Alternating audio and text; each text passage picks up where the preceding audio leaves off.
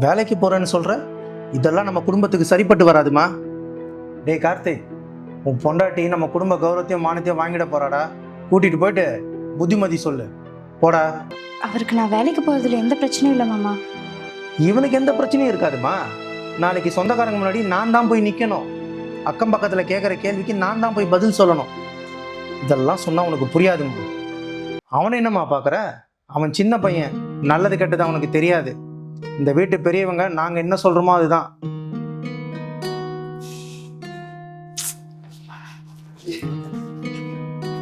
பாத்தியாடா உன் பொண்டாட்டிக்கு திமுற? நாயை நடத்துகிற மாதிரி தானே நடத்துவா. அப்பா பேச்ச கேளு. அப்பா என்ன பண்ணாலும் உன் நல்லதுக்கு தான் பண்ணுவேன். புரிஞ்சுதா? எங்கம்மா போற? பக்கத்தில் இருக்க லைப்ரரிக்கு மாமா, புக் படிக்க. உங்களுக்கு லஞ்சு ஹாட் பாக்ஸில் கட்டி வச்சிருக்கேன், மறக்காம சாப்பிட்ருங்க. இவ உண்மை சொல்றாளா பொய் சொல்றாளா? பின்னாடியே போனா உண்மை என்னன்னு தெரிஞ்சிடும். இந்த வீட்டில் என் பேச்சு கொஞ்சம் கூட மரியாதை இல்லை. என்னாச்சுப்பா? நான் அவ்வளோ சொல்லியும் உன் பொண்டாட்டி வேலைக்கு போயிருக்காடா. அப்பா, அவளுக்கு வேலைக்கு போறது பிடிச்சிருக்குப்பா. அவ காசுக்காகலாம் ஒன்றும் வேலைக்கு போகல, வீட்டில் சும்மா இருக்குமே இருந்தாப்பா வேலைக்கு போயிட்டு இருக்கா. ஓஹோ, கல்யாணம் 6 மாசத்துல உன் பொண்டாட்டி உன்னை மாத்திட்டாளா? மாமா ரொம்ப தப்பா பேசுறீங்க. மீனா, அப்பாவை எடுத்து பேசாத.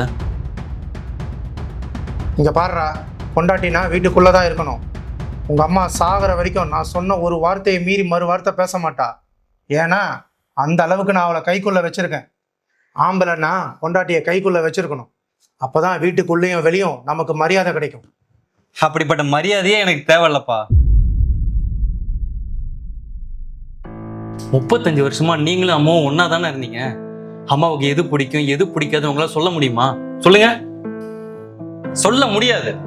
ஏன்னா அம்மாவை நீங்க என்னைக்குமே பொண்டாட்டியே பார்த்தது இல்ல, வீட்டு வேலைக்காரியா தானே பார்த்திருக்கீங்க. எனக்கு சின்ன வயசுல இருந்தே உங்களை பத்தி நல்லா தெரியும்ப்பா. அதனாலதான் உங்களை மாதிரி மட்டும் நான் இருந்துடக்கூடாதுன்னு என் பொண்டாட்டிக்கு என்ன பிடிக்குமோ அதெல்லாம் நான் பார்த்து பார்த்து பண்ணிட்டு இருக்கேன். சொந்தக்காரங்க, பக்கத்து வீட்டுக்காரங்க, ஏன் நீங்க கூட என்னை பத்தி என்ன நினைச்சாலும் எனக்கு எந்த கவலையும் இல்லப்பா. என் பொண்டாட்டிக்கு என்ன பிடிக்குமோ அதான்ப்பா நான் செய்வேன். நாங்க 2 பேரும் இந்த வீட்டுல இருக்கிறது உங்களுக்கு கௌரவ குணத்துல இருந்தா சொல்லுங்கப்பா. இப்பவே நாங்க தனி கொடுத்து போயிடும். ஏங்க கொஞ்சம் பார்த்து பேசுங்க.